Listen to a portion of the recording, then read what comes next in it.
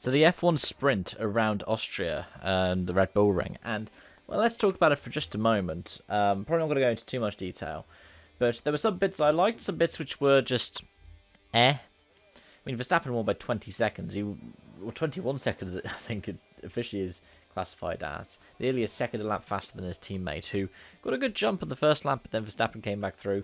And at one point, he was behind Hulkenberg. But it's good for Perez. It's a real confidence boost for him. He was out in Q2, wasn't he, in qualifying due to track limits. And so that SQ3 was the first qualifying appearance he'd had in the final session since Miami, wasn't it? But yeah, then it was Sainz in third as Leclerc was nowhere for most of the race. The two Astons side by side. And I think this proves something, which is that Stroll is actually quite competent in holding his own against Alonso. I don't know if he's more embedded in the team than the two-time champion, or just that he's just a master defender, because if Stroll is ahead of Alonso, Fernando has a really tough time passing him.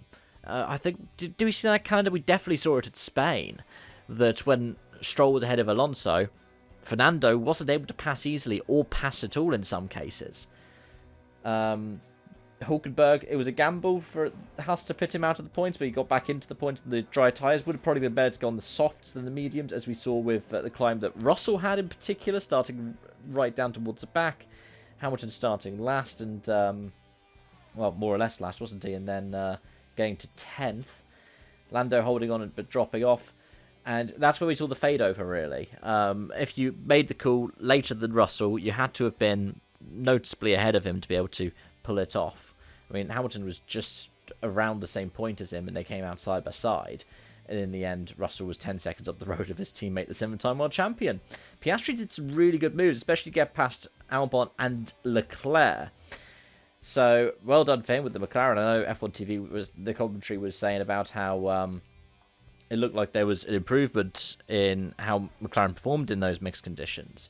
But it could just be down to be honest, a lot of the talent and where drivers' skills are.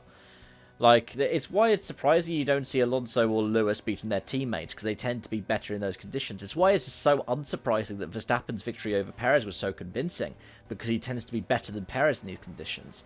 And I guess, is it rank outlier because we wouldn't expect the gap to be that profound with the Ferraris? I don't know. You have to remember that Leclerc took the dry tyre gamble and ended up stuck behind Albon, whereas Sainz stayed on the Inters. Anyways, good sprint.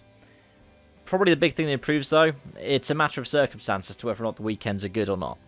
Brazil has generally provided good sprint weekends both times that it's hosted it. Monza, probably a track that's more naturally inclined to it, but really, the best sprint weekends happen when there's the unpredictability. So that old format that I know I prefer was probably better for that in terms of what the sprint offers to the actual action.